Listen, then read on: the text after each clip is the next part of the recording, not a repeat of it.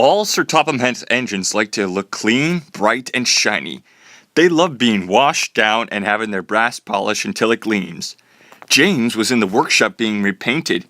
He was beside himself with joy. James thought being repainted meant he was very special. The workmen painted and polished for hour upon hour.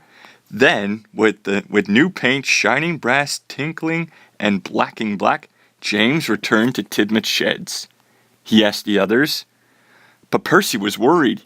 He wasn't being repainted, and he wasn't red. He asked, said Thomas firmly. Said James cheerfully. Before Thomas could say anything else, James closed his eyes and fell happily asleep. The next morning, all the engines were very busy.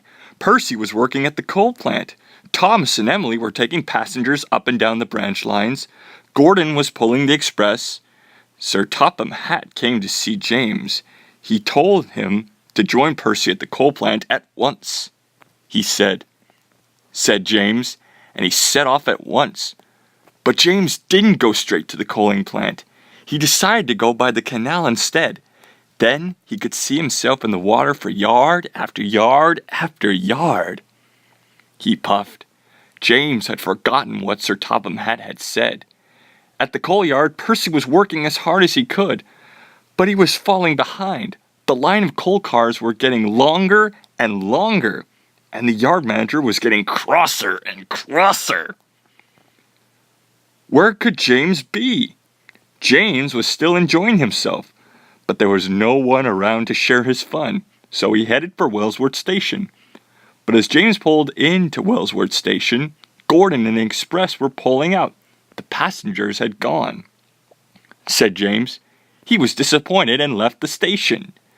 James headed straight for the branch lines. James saw Thomas. He puffed, called Thomas. But James didn't listen to Thomas. James was enjoying being James. But Percy wasn't enjoying being Percy. He was trying his hardest. But the troublesome trucks were being very naughty. Poor Percy was almost worn out, cried the yard manager.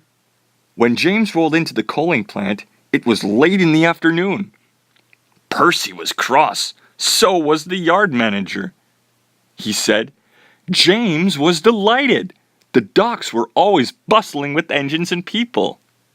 He said, warned Percy, but James still wasn't listening. James puffed along, looking forward to be seen. But the troublesome trucks were naughtier than ever. They rocked and rolled and crashed and bashed. James's face was soon covered in soot. Rolling downhill, the troublesome trucks wiggled and giggled. James had to put his brakes on with a jolt. Coal tumbled out of the troublesome trucks, landing on James. James was crossed and biffed the troublesome trucks as hard as he could. More coal flew out. Now James didn't want to be seen. He was as dirty as he had ever been.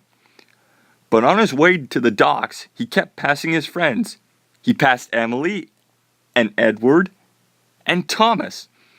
Thomas thought the only red thing left on James was his face. James trundled into Brendam Docks. He hoped no one would see him. But Gordon was at the docks with the express. He could not believe his eyes. He thought James was the grubbiest, grimiest, dustiest, dirtiest engine he had ever seen. Percy arrived safely with the last of the coal cars. He puffed cheekily. James knew he should have listened. He didn't feel splendid anymore. But for the first time all day, James could hear clearly. He could hear the sound of the troublesome trucks giggling at him. And despite feeling foolish, even James had to smile.